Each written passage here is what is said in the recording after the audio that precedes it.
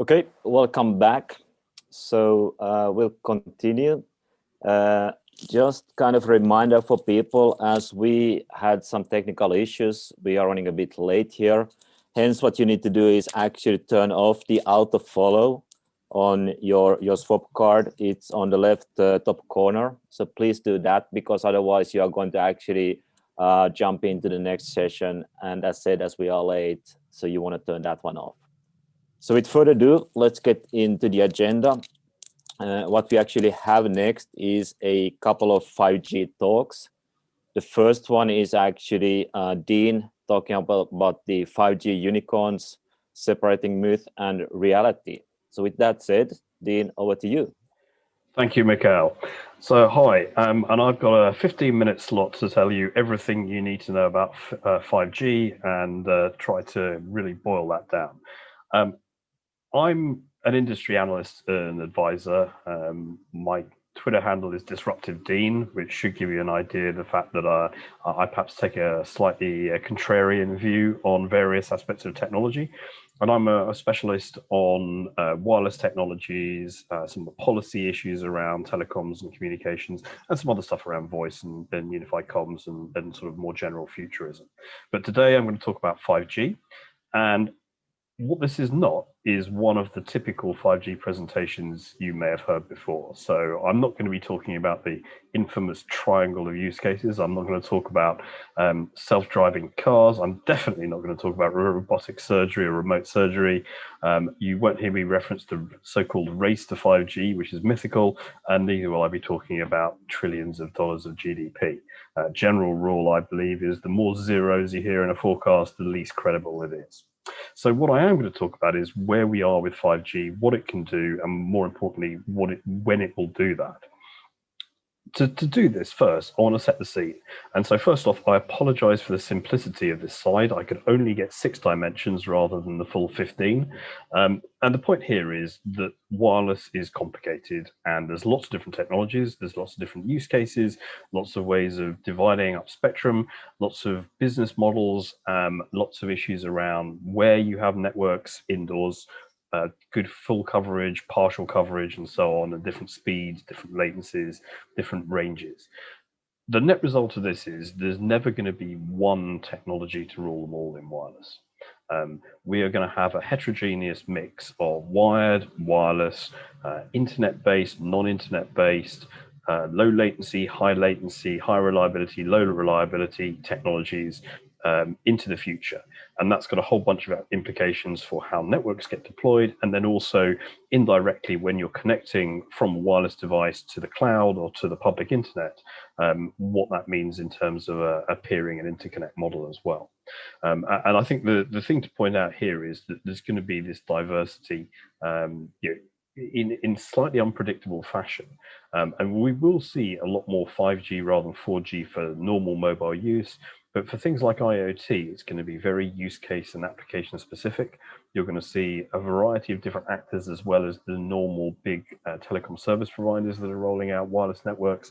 And that's a really critical part of all of this.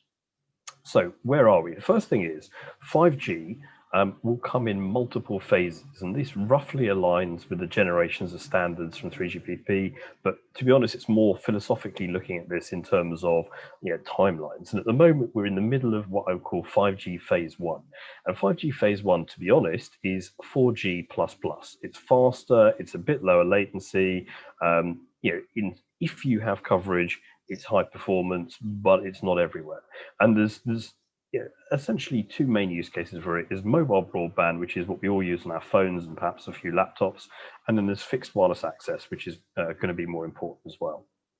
Over the next 3 to 4 years, you'll start to see later versions of 5G come in, which start to bring in some of the cooler, newer features you'll often hear about, lower latency to begin with, and at some point, very low latency. Debatable on the ultra low, but we can come on to that perhaps in the Q&A. You'll also start seeing things such as what are called network slicing, which allows virtualization of 5G networks for different purposes, although you can ignore most of the hype about individual companies buying slices. Initially, it's going to be very coarse-grained virtual functions on top of the one 5G network. Over time, it should progress.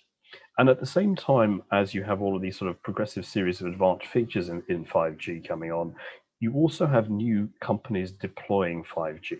And you'll in particular get enterprises, managed service providers deploying localized 5G networks for industrial sites, perhaps for cities, perhaps fixed wireless access in rural areas. There's a lot of interesting new things that come in, partly because of changes in spectrum rules in some countries around Europe, but also because a lot of the necessary elements of 5G, like the cloud-based core network, will be a deliverable from the cloud, which perhaps will, in the medium term, reduce entry barriers for new providers. One thing to point out is 5G is currently, in most places, very, very patchy. It's worth saying that the moment you can't reliably create a 5G specific application because you don't know as an application developer when and where the users will be on 5G versus 4G, and even within 5G there's very different capabilities depending on what radio you're connected to and what spectrum bands you're connected to. And at the moment, this will change, but at the moment you have reasonably still quite high latency on most commercial 5G. 20, 30, 40 milliseconds is not unusual. So ironically, at the moment, you probably get better latency on Wi-Fi if you're indoors, perhaps better speeds download on 5G, but actually upload is very variable. And actually, in some cases, uplink speeds will be better on 4G or Wi-Fi than 5G. Now, over time, you'll have more 5G, more reliably in more places, but we're not there yet. What I would say is that 5G is going to make a big difference for certain applications in certain locations. So forget about the augmented reality in your living room, that will still be on Wi-Fi. Where you will make a difference is 5G in industrial and enterprise settings, where you can precisely engineer the network coverage and performance to the needs of whether it's a factory or a warehouse or an airport or something like that. And I think those localized capabilities will be very, very critical. Remote control of vehicles is one where the low latency over time, lower latency will become very important. Perhaps not on public roads for quite a long time, but things like construction sites or maybe snow plows, where you perhaps got less of an issue around insurance and liability. That might be a promising source of revenue for service providers, either established telcos or new providers. Fixed wireless access is going to be important in 5G, as well as 4G, to be honest. It's not going to replace fiber, but older DSL services in some places perhaps will be better off on wireless. It's going to depend on the specific location, what the backhaul looks like, and also critically from the point of view of the ISP sector, whether you could do local breakout near to the home so you can get a straight link to the internet and the cloud. And there's also going to be over time some use cases in things like public safety. So you can imagine a video link to a moving ambulance to assess a patient before they get to a hospital. Something like that can make a big difference. Perhaps one way of looking about this is, rather than thinking specifically about 5G, think about a cluster of technologies and what we can think of as being the 5G era, which is emerging. And there's a bunch of things in terms of new forms of Wi-Fi, like Wi-Fi 6 and 6E and eventually 7, which are going to apply for indoor use. You're going to find later versions of 4G with essentially gigabit performance as well, fiber, various enablers around core networks and cloud delivered capabilities in the networks, perhaps edge computing. And edge is a whole different area which I could talk about in this context, but you have to separate. The key thing on edge is separate out, if you like, the customer facing edge, so perhaps AWS wavelength or something which is designed for customer applications, versus the internal use of edge compute within the network itself to run part of the radio infrastructure or the distributed core network of a mobile operator.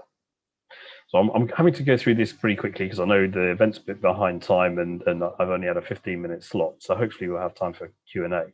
Where are we in Europe with 5G? Well, these slides are from the EU's 5G Observatory site, a couple of months out of date. Since this is launched, was published, there's been launches in Bulgaria, in Croatia, and another few around Europe as well. What we can expect is by the end of the year, there will probably be between 10 and 20 million subscribers on 5G in Europe, capitalized in particular by the arrival of the new iPhone. And so it's a moderate. It's to give some comparison. There's 10 million in South Korea alone, and there's probably going to be 100 million plus in China. I'm not sure what the number is for the US. So European development of 5G is starting slowly, but will accelerate quite a lot more through next year in 2022. And one of the key ingredients is around the availability of spectrum to build out 5G networks. And we're starting to see not all countries release the primary bands for 5G. And the one you'll hear talked about, if you're a wireless person, is the 3.6 to 3.8 or 3.4 to 3.8 gigahertz band. And France, I think, has just concluded that, but there's a couple of other countries where they're still delayed in launching that. So I'm just going to skip on now, and we'll come. Actually, one last point on the spectrum before I do that is you'll hear people talk about millimeter wave. At the moment, millimeter wave 5G it offers the highest performance, but also the shortest range, and doesn't go through walls. It's not yet a thing in Europe. There's only a couple of countries licensed it. It's more important in the US at the moment, but I'm a bit of a millimeter wave skeptic, although over time it will become more important here as well. And that's what you really need to do some of the really low latencies. What changes, what doesn't? Well, one of the key things is that the 5G networks are built differently to previous generations of mobile networks. At least in theory, you will find more chance for local breakout to local peering points in 5G, but that hasn't happened yet. What we are starting to find is that some of the operators are blending their fixed and mobile networks with the same core. It would be interesting to see whether they have separate links to the internet from each of their regional data centers. But at the moment, that's not happening as fast as we might have hoped. One of the things that we will certainly see is new forms of network owners. I'll talk about that in a minute, private networks in particular, as well as fixed wireless access, a whole range of new application and service types. Some of the stuff is around IoT, and particularly sort of critical and industrial IoT. There's a lot of hype about things like AR and VR, but to be honest, most of that will get used indoors. And indoors, you will still primarily be using Wi-Fi, certainly in a residential setting, and often in offices as well. And I think, particularly given the pandemic and work from home, there's at least as much of a leap forward with Wi-Fi 6 and 6E from previous generations of Wi-Fi as there have been with 5G from 4G on cellular for the wide area. One thing I will say is there's new business models emerging here. So you'll see people talking not just about the normal subscription models, but there'll be both private and wholesale variations of 5G. There's a particular term called neutral host, which is very interesting, which essentially is an evolution of the network sharing model we've seen in previous generations of mobile. Also, governments are focusing on 5G. To my mind, sometimes they get it wrong. They seem to have bought into the rhetoric and the hype and the unicorns, if you like. And so they're certainly concerned about it. And you see that's impacting the choice of vendors, but also it's sort of causing a sort of bit of a self-perpetuating issue where people have told governments that 5G will be running everything, and they now believe it. And all of a sudden, they've sort of thought, well, if this is going to be running critical infrastructure, then we need to take more of a close look at it, which has its upsides and its downsides. Upsides are around investment in perhaps test beds, trials, incentives. Downsides, it tends to add in bureaucracy at some levels as well.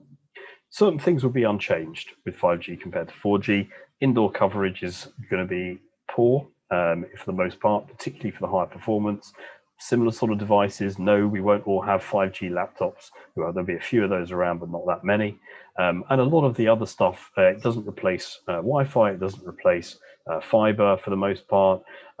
It's a complement to those, and you'll find a sort of narrow overlap on some of the Venn diagrams. But I would say that some of the hyperbole is overdone. One thing that people will talk about is the transformation of industries due to 5G. And in some cases it's true, although it's not as much of a transformer as, say, AI or the cloud.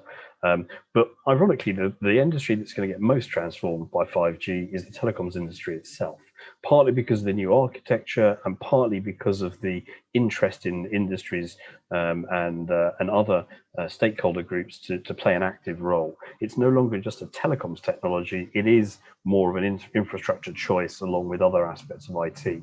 And the more that networks become softwareized, the more that people will think that they ought to be able to control them themselves. So you'll see a whole diversity of new classes of service provider and stakeholder, as well as the traditional national mobile operators. Some of those might be governments, they might be road and rail authorities, there might be mix of the virtual operators who have some of their own physical infrastructure, tower companies and others. This is going to be quite interesting, and that's actually quite an opportunity for companies in the IXP space, in my view. So I'm going to leave it at that, and I'll say that there's a lot of hype and there's some really interesting reality around 5G. It's going to take a while. There's going to be multiple generations of it, but despite the hype, I would say it is just another G. In the same way that a Jaguar is a fast car, but it's just another car. And I will leave it at that, and hopefully there's some questions and answers. Michael, over to you. Thanks, Dean. I think we open up to the audience for any live questions. Do we have any live questions?